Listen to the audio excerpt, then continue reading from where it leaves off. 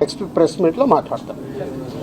నాకు ముందు కావాల్సింది ఏంటంటే మనందరికీ కావాల్సింది ఏంటి, సీఎం గవర్నమెంట్దా లేక అల్లు అర్జున్దా కాదు, ఈయనకి ఏం సపోర్ట్ చేస్తున్నాం, ఈయన ఫ్యామిలీని ఎలా కాపాడుతున్నాం అనేది మన అందరి రెస్పాన్సిబిలిటీ.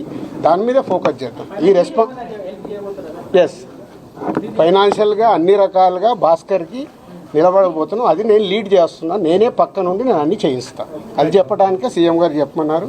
ఈరోజు ద్వారా కూడా ఆయనకు జరగాల్సింది డెఫినెట్గా జరుగుతుంది.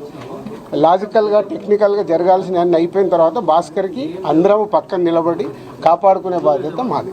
ఎందుకంటే ఇప్పుడు ఈరోజు బాబుకి అయ్యే ఎక్స్పెన్సెస్ కావచ్చు, పిల్లగాన్ని చదివియాలి, పాపం చదివియాలి, ఆయనకున్న చిన్న ఉద్యోగము, ఫ్యామిలీని కాపాడుకుంటూ ఆయన చేయాల్సిన బాధ్యత ఉంది. కాబట్టి ఆయనకు అందరం మేము అండగా నిలబడి చేస్తాం.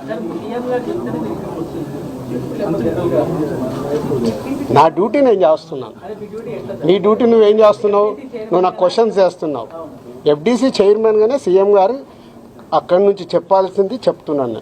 సీఎం గారు చెప్పిందే చెప్తున్నాను. ఓకే.